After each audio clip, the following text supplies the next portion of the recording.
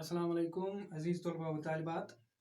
आज हम आपकी किताब से हिकमत अमली जो सबक है जिसका हिस्सा पहले हमने पढ़ा, दूसरा हिस्सा पढ़ने जा रहे हैं।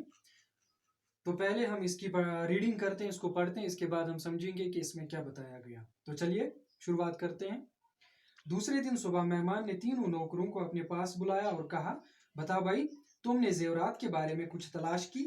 उन्होंने कहा, जी हाँ, बहुत तलाश करने के बावजूद भी कुछ पता न चला। मेहमान ने कहा, मेरे पास एक जादू है जिससे मैं चोर का पता लगा सकता हूँ। इसके बाद मेहमान ने एक ही लंबाई की 3 छड़ियां लाकर तीनों नौकरों को एक एक छड़ी दी और कहा, इन छड़ियों को आज रात अपने पास रखो, कल फिर मेरे पास लाना। जो चोर होगा उसकी छड़ी 1 इंच लंबी हो गई होगी। चलिए आज इतना ही। जैसा कि आपको पता है कि हम सबक हिकमत अमली पढ़ रहे हैं, तो इसमें पहले हमने पढ़ा कि एक अमीर आदमी था जिसके घर में चोरी हो जाती है। उसके घर में गहने थे तो गहनों की चोरी हो जाती है। तो फिर बहुत उन्होंने तलाश की, ढूंढा, मगर इसके ढूंढने के बावजूद उन्हें कोई सुराग नहीं मिला।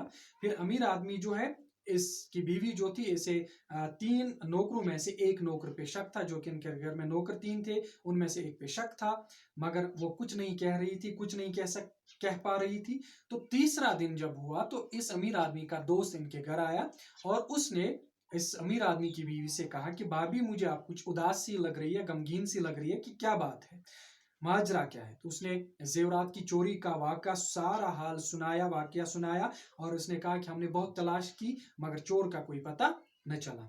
तो इसने ये भी कहा कि अब मुझे सारे लोगों में से बस इन नौकरों की ही पूछगछ करनी बाकी है, इनसे ही पूछताछ करनी है, बाकी सभी से हो चुकी है। मगर मैं परेशान हूं, हैरान हो रही हूं कि इनसे पूछताछ कैसे करूं, क्योंकि ये लोग हैं 10 साल से, पिछले 10 साल से मेरे घर में काम कर रहे हैं और मुझे यूं महसूस हो रहा है कि ये अपने घर के अफराद हैं।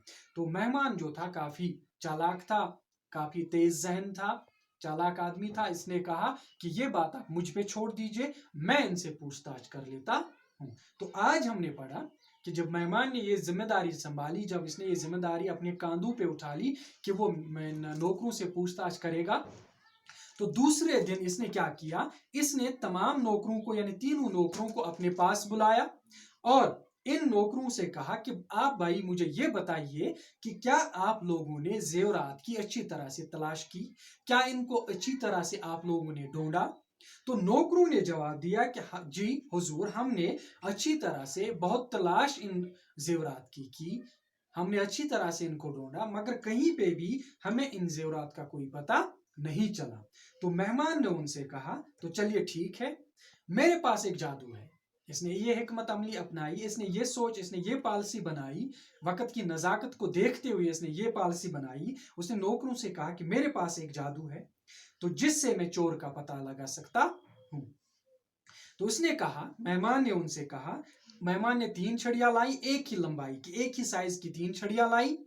तो इन तीनों नौकरों को एक एक छड़ी इनके हवाले की और इनसे कहा कि भाई ये तीनों छड़ियां जो है एक एक करके आप अपने पास एक रात के लिए रखिए, तो कल मैं ये छड़ियां आपसे वापस ले लूंगा। मगर याद रखिए, जो आप में से चोर होगा उसकी छड़ी 1 इंच लंबी हो जाएगी। यानी ये पॉलिसी, ये जाल इस चालाक आदमी ने इन तीनों नौकरों के बीच बुना।